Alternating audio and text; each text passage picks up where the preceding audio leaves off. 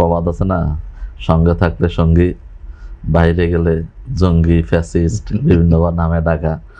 যতদিন পর্যন্ত ভাইদের সাথে আমরা জুটেছিলাম, একসাথে সরকারে ছিলাম, যখন একসাথে রাজপথে আন্দোলন সংগ্রাম, মিছিল, মিটিং, গুলি খাওয়া, ফাঁসির মঞ্চে যাওয়া, বা হচ্ছে যে গুম হওয়া, আয়না করে একসাথে থাকা, তখন অবশ্যই সঙ্গী ছিলাম। এখন যেহেতু ভিন্ন মত, ভিন্ন পথ, রাজপথ, এখন আমরা ফ্যাসিস্ট, আমরা জঙ্গি, আমরা হচ্ছে যে স্বাধীনতা বিরোধী, কত কিছুই তো ওনারা ডাকে বলে। এগুলো কিন্তু যখন ওনাদের সাথে ছিল তখন কিন্তু মনে হয় নাই, তখন কিন্তু খুব সম্পর্ক ভালো ছিল আর কি। যাই হোক, তো এটা মানে ওনারা বলেন। এবং এটাও একটা মানে বাংলাদেশে এখন শোনা যায় আর কি, এটা মানে বিরোধী দলে থাকেও ফ্যাসিস্ট হওয়া যায়। মানে ফ্যাসিস্ট হওয়ার জন্য তো একটা ক্ষমতা লাগে, রাষ্ট্রীয় মানে প্রশাসনিক বাহিনী টাইনি লাগে। এখন আপনার যখন কিছুই নাই তখন আপনি ফ্যাসিস্ট হয়ে যান, আর সরকারি দল হচ্ছে যে গণতন্ত্রের একদম মানস কন্যা, তারপর আরো কি উপাধি মানে অরূপকার সেই হয়ে যায়। তো এরকম এগুলা বাংলাদেশে সম্ভব, অন্য কোথাও সম্ভব না হলো।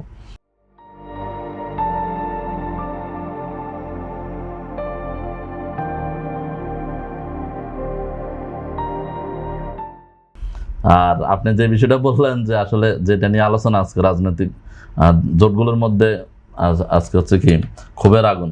তা আমি আসলে ক্ষোভের আগুন বলবো না, আমি বলবো যে এটা রাজনৈতিক জোট তো বললেন আপনি, না দল তো বলেন নাই। জোট ভাই তো বললেন যে দলের মধ্যেও হ্যাভ অ্যান্ড হ্যাভ নটস বা বঞ্চিত এবং সুবিধাপ্রাপ্ত এরকম ক্ষোভ আছে, ইয়ে আছে। তো সেখানে জোটের মধ্যে থাকাটা তো অস্বাভাবিক কিছু না। কারণ যদি একই হইতো, একই মতবাদের হইতো, একই মতের হইতো, তাহলে তো একই দলই হইতো। এক দল না হয়তো ভিন্ন ভিন্ন দল হয়েছে, ভিন্ন ভিন্ন গ্রুপ হয়েছে। তো সেগুলোর মধ্যে একটা জোট, তো সেখানে তো কিছুটা প্রাপ্তি অপ্রাপ্তি বা কিছুটা ভিন্ন মত সহমত, ভিন্ন থাকবে, আলোচনা থাকবে, এবং সবাই তাদের ম্যাক্সিমাম আউটপুট নিশ্চিত করার জন্য তারা চেষ্টা করবে, অর্জনটা করার জন্য চেষ্টা করবে। আপনি একটা পরিবারের মধ্যেও তো দেখতে পান যে পরিবারের সব ভাইদের মধ্যেও তো একটা কি থাকে, দ্বিমত ভিন্নমত থাকে। কোনো বাবার সম্পত্তি নিয়ে কি হয়, মারামারি হয়, ফিটাফিটি হয়, অনেক কিছু তো হয়। তো আপনার জোটের মধ্যে এটাকে তো আমি বড় কিছু হিসেবে দেখি না। ভিন্নমত থাকতে পারে। সরকার এখন বিএনপিরা 11টা দলের মধ্যে 11টা দলকে 16টা আসন দিয়েছে। তো সবাইকে নিয়ে সরকার গঠন করবে বলছে। আর হচ্ছে যে মানে জাতীয় সরকারের কথা এরকম একটা আলোচনাও ছিল, সবাই কিন্তু সরকার গঠন করবে। তো সেই জায়গায় তো সবাই পায় নাই, সবাই তো নুরুল হক নুরের মতো বা ইহার মতো হইতে সৌভাগ্যবান হয় নাই।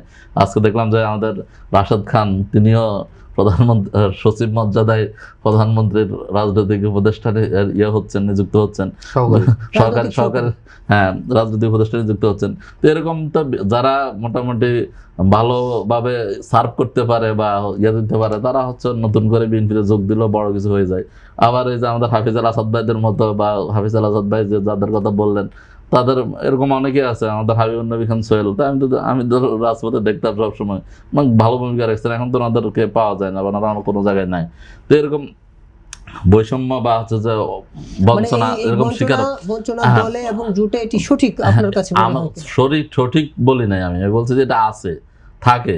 এবং দলের মধ্যে যখন এরকম থাকে, তখন জোটের মধ্যে তো এটা অসম্ভব কিছু না। তবে আমি যতটুকু জানি, আমাদের হচ্ছে যে 11 দলীয় জোটের মধ্যে আপনি দেখবেন যে জামাত ইসলামী এই জোটের মধ্যে অনেকেই অনেকভাবে এখন প্রভাবিত করার চেষ্টা করতেছেন। এখানে আপনি জানেন যে ভাই এটা বলেন না যে জামাতকে মোকাবেলা করতে হলে এখন সরকার যখন থাকেন, তাদের হাতে যখন গোয়েন্দা বাহিনী থাকে, তাদের হাতে যখন হাজার হাজার কোটি টাকা, লক্ষ কোটি টাকা থাকে, তখন সেগুলো বিভিন্ন দিকে লেনদেন হয়। দল ভাগ করার অনেক রাজনীতি, আমরা অপরাজনীতি আগে দেখেছি। তারপর হচ্ছে যে জোট ভাগ করার, জোট থেকে তা বাগিয়ে নিয়ে আসার রাজনীতি দেখেছি। এরপরে আবার হচ্ছে যে আমাদের পার্শ্ববর্তী দেশ, তাদের একটা এজেন্ডা আছে আওয়ামী লীগকে পুনর্বাসন করার, জামাতকে ঠেকানোর।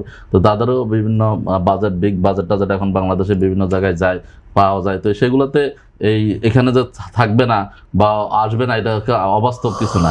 তো আসবে, থাকবে, চেষ্টা হবে এগুলোকে রাজনীতি দিয়ে মোকাবেলা করতে হবে। তাদের সাথে বসবে, আন্ডারস্ট্যান্ডিং হবে, আলাপ আলোচনা হবে, আদান প্রদান হবে। এর মাধ্যমে তো আমাদের আমাদের সংবিধান তো আসলে এই সংগঠন করার অধিকার দিয়েছে। এখন আপনি চাইলে তো বন্ধ করে দেবেন না, বাকশাল যদি প্রতিষ্ঠা না হয় বা এরকম করে সবকিছু বন্ধ করে দেন। তো গণতান্ত্রিক দেশে আমি যে কেউ সংগঠন করার আমাদের সাংবিধানিক অধিকার, গণতান্ত্রিক অধিকার আছে, মানবাধিকার আছে। তো আপনি সেই জন্য আপনি কাউকে বন্ধ করে দিতে পারেন। ওদের যারা থাকবে তাদেরকে নিয়ে আপনাকে চলতে হবে।